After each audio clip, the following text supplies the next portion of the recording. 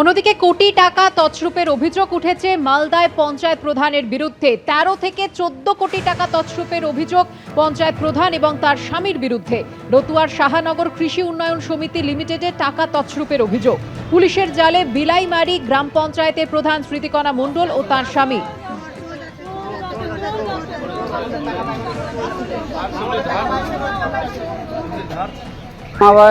১৩ থেকে ১৪ কোটি টাকা তছরূপের অভিযোগ উঠেছে প্রধান এবং তার স্বামীর বিরুদ্ধে। ম্যানেজার ১ বছর থেকে টাকা দিচ্ছে না। তার ছেলে অমিত মণ্ডল এখন বর্তমানে ম্যানেজার, আর কেশিয়ার ছিল ওর ভাতিজা। এই জন্য আমরা থানায় এসেছি। থানাতে এসে বলছি যে কি আমাদের টাকা চাই। ওকে একাই নিয়ে এসছে, পিছে থেকে ওর স্ত্রী, ওর ছেলে, প্রধান আছে। কলকাতায় জায়গা কিনেছে, মালদায় জায়গা কিনেছে, জমি জায়গা করেছে।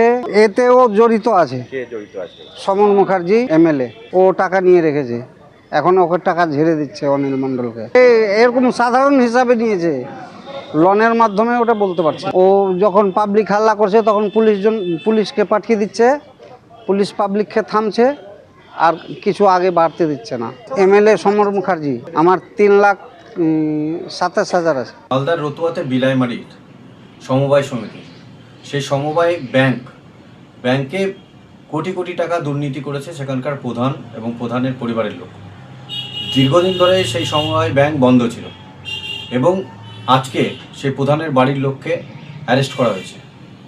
আমরা ভারতীয় জনতা পার্টি বলতে চাই যে গোটা পশ্চিমবঙ্গ ব্যাপী যে আজকে তৃণমূল কংগ্রেসের সরকার থাকাকালীন শুধু সমবায় ব্যাংক নয়, বিভিন্ন সেক্টরে এই তৃণমূল কংগ্রেস দুর্নীতি করেছে।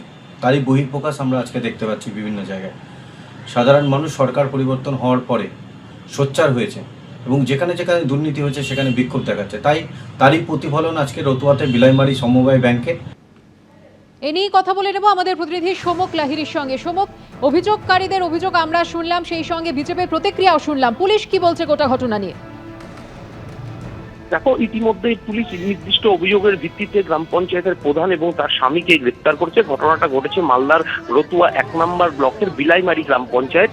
এই গ্রাম পঞ্চায়েতের প্রধানের স্বামীর বিরুদ্ধে অভিযোগ রয়েছে এবং প্রধানের বিরুদ্ধে অভিযোগ রয়েছে যে ওই গ্রামেরই কৃষি উন্নয়ন সমিতি আছে, সেই উন্নয়ন সমিতির যে টাকা, সেই টাকা নিয়ে তছরূপ করার অভিযোগ এবং নির্দিষ্ট আত্মীয় স্বজনকে লোন পাইয়ে দেওয়া এবং সেই টাকা নির্দিষ্ট সময় ফেরত না দেওয়া এবং ওই আমানতকারী যারা ওই সমবায়ে টাকা রেখেছিল তারা যখন দিনের পর দিন টাকা চাইতে গেছে, তাদের গচ্ছিত টাকা, সেই টাকা তাদেরকে দেওয়া হয়নি। এরপরই সরকার পরিবর্তন হয় এবং আমানতকারীরা যে রতুয়া থানায় অভিযোগ করে এবং সেই অভিযোগের ভিত্তিতে পুলিশ এদের গ্রেপ্তার করেছে। যদিও তারা সমস্ত অভিযোগ অস্বীকার করছে এবং গ্রামবাসীদের যেটা অভিযোগ, পাশাপাশি বিজেপিও একইভাবে অভিযোগ করছে। এর পেছনে রয়েছে সমর মুখোপাধ্যায়, রতুয়ার বিধায়ক, তার প্রশ্রয়ে এ ধরনের ঘটনা ঘটেছে। যদিও সমর মুখোপাধ্যায় জানিয়েছেন তিনি এর আগে জেলা শাসকের কাছে এই গ্রাম পঞ্চায়েতের প্রধান এবং তার স্বামী সহ তার পরিবারের লোকের বিরুদ্ধে অভিযোগ জানিয়েছিলেন। তিনি চান গোটা ঘটনা নিরপেক্ষ তদন্ত হোক। ইতিমধ্যেই গোটা ঘটনা তদন্ত শুরু করেছে রতুয়া থানার পুলিশ। ধন্যবাদ সোমক। পার্টি অফিস দখল থেকে তোলাবাজি, এরকম অভিযোগ এলে কর্মীদের রেয়াত করা হবে না। নালিশ এলেই অভিযোগ খতিয়ে দেখে বরখাস্ত করা হবে। সূত্রের খবর, সাংগঠনিক বৈঠকে এমনই হুঁশিয়ারি দিয়েছে বিজেপি নেতৃত্ব। পাশাপাশি বেনজল আটকাতেও তৎপর বিজেপি নেতারা। বিজেপির স্বপ্ন পূরণ হয়েছে, পশ্চিমবঙ্গ এখন গেরুয়াময়। ক্ষমতায় আসার পর থেকেই মানুষের স্বার্থে পরপর নজিরবিহীন সিদ্ধান্ত নিচ্ছে বিজেপি সরকার। অন্যদিকে সংগঠন গোছানোর দিকে নজর দিয়েছে তারা। শুক্রবার রাজ্য বিজেপির সাংগঠনিক নেতা নেতৃত্বের সঙ্গে বৈঠকে বসেন এ রাজ্যের দায়িত্বপ্রাপ্ত বিজেপির কেন্দ্রীয় পর্যবেক্ষক ও দলের সাধারণ সম্পাদক সুনীল বানসাল। সূত্রের খবর, সেই বৈঠকে স্পষ্ট করে দেওয়া হয়েছে পার্টি অফিস দখল থেকে তোলাবাজি এরকম অভিযোগ এলে কর্মীদের রেয়াত করা হবে না। অশান্তি যারা করছেন তাদের বিরুদ্ধে জিরো টলারেন্স নীতি নেওয়া হবে। নালিশ এলেই অভিযোগ খতিয়ে দেখে বরখাস্ত করা হবে বলে হুঁশিয়ারি দিয়েছে বিজেপি নেতৃত্ব। পাশাপাশি বৈঠক থেকেই ঘোষণা করা হয়েছে শৃঙ্খলা রক্ষায় প্রতিটা জেলায় তৈরি হবে বিশেষ কমিটি। পার্টি অফিস দখল থেকে তোলাবাজি, কর্মীদের বিরুদ্ধে কোনো অভিযোগ এলে রেয়াত নয়, কড়া অবস্থান নিয়েছিলেন আগেই শ্রমিক ভট্টাচার্য। এবার শ্রমিক ভট্টাচার্যের সেই অবস্থানই শিলমোহর দিয়ে দিল বিজেপির কেন্দ্রীয় নেতৃত্ব। জেলা নেতৃত্বদের সঙ্গে বৈঠক করে জানিয়ে দিলেন কেন্দ্রীয় বিজেপির সাধারণ সম্পাদক, বঙ্গ বিজেপির কেন্দ্রীয় পর্যবেক্ষক সুনীল বানসাল। পালাবদলের পর বেনজল আটকাতেও তৎপর বিজেপি নেতৃত্ব। ইতিমধ্যেই শ্রমিক ভট্টাচার্য স্পষ্ট করে দিয়েছেন, এই মুহূর্তে অন্য রাজনৈতিক দল থেকে বিজেপিতে কোনো রকম যোগদান হবে না। সূত্রের খবর, এই দিনের বৈঠকেও সেই সিদ্ধান্তেই শিলমোহর দেওয়া হয়েছে। তো বছর ধরে যারা বিজেপি করছে, বিজেপির বিচারধারা জানে, 4 ঘন্টায় হঠাৎ বিজেপি হয়ে ভাঙচুর করব, মানুষকে অত্যাচার করব, এই জিনিস তো হতে পারে না। কারণ মানুষ ভোট দিয়েছে বিজেপিকে দেখে। এই ধরনের তৎকাল বিজেপি দিয়ে বিজেপিকে আবার কাদা মাখানো যাবে না এখন। সূত্রের খবর, বিজেপি বিধায়কদের সঙ্গে এ রাজ্যের বিজেপি নেতৃত্বের কাজের সমন্বয় নিয়েও এই দিনের বৈঠকে আলোচনা হয়। সল্টলেকের হোটেলে এই বৈঠকে রাজ্য সভাপতি শ্রমিক ভট্টাচার্য, সাংগঠনিক নেতা নেত্রীরা ছাড়া বিজেপির 43টি সাংগঠনিক জেলার সভাপতিরা উপস্থিত ছিলেন। শিবাশিস মৌলিকের রিপোর্ট, এবিপি আনন্দ। কোনো রোগীকে ফেরানো যাবে না, বাড়াতে হবে সরকারি হাসপাতালের বেড। দালাল চক্রে জিরো টলারেন্স নীতি নেবে সরকার। শুক্রবার এসএসকেএম হাসপাতালে কলকাতা ও লাগোয়া জেলার 12টি সরকারি মেডিকেল কলেজ ও হাসপাতালের শীর্ষ কর্তাদের সঙ্গে বৈঠকে এরকমই একাধিক কড়া বার্তা দেন মুখ্যমন্ত্রী শুভেন্দু অধিকারী। সরকারি হাসপাতালে রোগ সারাতে এবার কড়া ওষুধ দিলেন মুখ্যমন্ত্রী শুভেন্দু অধিকারী। পুলিশ প্রশাসনের সঙ্গে বৈঠকে তিনি যেভাবে সরকারের কঠোর অবস্থান স্পষ্ট করে দিয়েছেন, ঠিক সেই পথেই হাঁটলেন স্বাস্থ্য পরিষেবা সংক্রান্ত বৈঠকেও। শুক্রবার এসএসকেএম হাসপাতালে স্বাস্থ্য দপ্তর এবং কলকাতা ও লাগোয়া জেলার 12টি সরকারি মেডিকেল কলেজ ও হাসপাতালের শীর্ষ কর্তাদের সঙ্গে বৈঠকে মুখ্যমন্ত্রী কড়া বার্তা দেন, কোনো রোগীকে ফেরানো যাবে না, দরকারে হাসপাতালের বেড বাড়াতে হবে। দালাল চক্রে জিরো টলারেন্স, অ্যাম্বুলেন্স চক্র চলবে না, সরকারি হাসপাতালে থাকবে না সিন্ডিকেট রাজ কাটমানি, স্বাস্থ্যক্ষেত্রে সমস্ত কেন্দ্রীয় প্রকল্প চালু করতে হবে, বন্ধ করতে হবে প্রতিহিংসামূলক পোস্টিং। এদিনের বৈঠকে উপস্থিত ছিলেন বিজেপির 2 চিকিৎসক বিধায়ক শরদ্দত্ত মুখোপাধ্যায় এবং ইন্দ্রনীল খাঁ।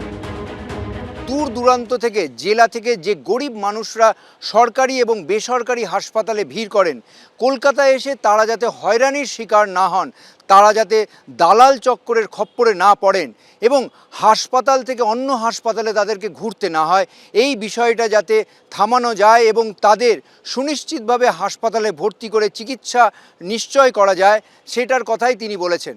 কোনো মানুষের বেডের অভাবে যাতে চিকিৎসা বা অবহেলায় না হয়, যে মুমূর্ষু রোগী তিনি যেন আইসিইউ যদি প্রয়োজন হয় তিনি যেন আইসিইউ বেডটা পান, তার জন্য যা যা করণীয়, যাতে আমাদের পুরো কলকাতার মধ্যে বা বিভিন্ন যে হাসপাতালগুলোতে আছে যেখানে মানুষ এসছে অনেক দূর দূরান্ত থেকে রেফার হয়ে আসে, তারপরে যেন তাকে অপেক্ষা না করতে হয়, তার জন্য একদম একটা ট্রান্সপারেন্ট ওয়েতে অ্যাডমিশন প্রসেসটাকে করতে বলেছেন এবং কোনো ধরনের দালাল রাজ এখানে চলবে না এবং পুরো সেন্ট্রাল মনিটরিং হবে, এটা স্বাস্থ্য ভবন থেকে মনিটরিং হবে এবং মুখ্যমন্ত্রী নিজে তার মনিটরিং দেখবে। সূত্রের দাবি, এদিনের বৈঠকে সকলের উদ্দেশ্যে মুখ্যমন্ত্রী বলেন, নতুন সরকার এসেছে, সবাইকে কাজ করার সুযোগ দেওয়া হচ্ছে, কাজ করুন। রাজনৈতিক প্রভাবে প্রভাবিত হয়ে এতদিন কাজ করেছেন, এখন রাজনৈতিক প্রভাব মুক্ত হন। ডাবল ইঞ্জিন সরকার চলছে, স্বাস্থ্যে সব কেন্দ্রীয় প্রকল্প চালু করতে হবে। জেলা থেকে কলকাতা রেফার সহ রোগী হয়রানির অভিযোগ বারবার ওঠে। এই প্রেক্ষাপটে এদিন শুভেন্দু অধিকারীর নির্দেশ, রেফারের জেরে হওয়া রোগী হয়রানি থামাতে হবে। বেড থাকা সত্ত্বেও রোগীরা বেড পাচ্ছেন না কেন, সেটা দেখতে হবে। রেল, পোর্ট, ইএসআই সহ কেন্দ্রীয় সরকারের অধীনে থাকা হাসপাতালগুলি খালি বেডেও এবার রোগী ভর্তি করা হবে। এক্ষেত্রে কেন্দ্রীয় সরকার ও রাজ্য সরকারের মেডিকেল কলেজ ও হাসপাতাল, বেসরকারি হাসপাতালের সঙ্গে কথা বলে বেড পুল তৈরি করার কথা বলেন মুখ্যমন্ত্রী, যাতে কোনো রোগীকে বেড নিয়ে হয়রানির শিকার হতে না হয়। সরকারি হাসপাতালে চলা দালাল চক্র নিয়েও কড়া অবস্থান নেন শুভেন্দু অধিকারী। তিনি বলেন, এসএসকেএম হাসপাতালে কয়েকজন কাউন্সিলরের সিন্ডিকেট চলে, এসব বন্ধ করতে হবে। পুরো কমিশনারকে তিনি নির্দেশ দেন, সরকারি হাসপাতালের জমিতে বেআইনি নির্মাণ চলবে না। অ্যাম্বুলেন্স চক্র নিয়েও এদিন সরব হন মুখ্যমন্ত্রী। এমার্জেন্সি সহ হাসপাতালের পরিকাঠামো, পরিষেবা ও পরিচ্ছন্নতা নিয়েও এদিন একাধিক নির্দেশ দিয়েছেন মুখ্যমন্ত্রী। রোগীর পরিষেবা, অ্যাডমিশন যাতে হয়, দালাল চক্র যাতে না থাকে, এসব সবকটাই বিষয়ে হাসপাতাল যখন ভালো যাতে চলে, সবকটা বিষয় নিয়েই কথা হয়েছে। ক্রাক্স হলো ভয়হীনভাবে কাজ করতে হবে এবং মানুষের স্বার্থে কাজ করতে হবে, রোগীর স্বার্থে কাজ করতে হবে। কোনো ইনফ্লুয়েন্স নিয়ে কাজ করার কোনো দরকার নেই, সেই বার্তাই আমাদেরকে দিলেন। সূত্রে খবর, এদিন সব হাসপাতালে সিসিটিভির ফুটেজ, স্বাস্থ্য ভবনে কেন্দ্রীয়ভাবে নজরদারি চালানোর কথাও বলা হয়। বৈঠকের জন্য এদিন যখন মুখ্যমন্ত্রী এসএসকেএমে ঢুকছেন, তখন সেখানে উপস্থিত কয়েকজন শুভেন্দু অধিকারীকে দেখে জয় শ্রীরাম ধ্বনি দেন। সূত্রে খবর, মুখ্যমন্ত্রী তাদের উদ্দেশ্যে বলেন, হাসপাতালটা স্লোগান দেওয়ার জায়গা নয়। সন্দীপ সরকার, ঝিলম করঞ্জাই, এবিপি আনন্দ। এবিপি আনন্দ, এগিয়ে থাকে, এগিয়ে রাখে।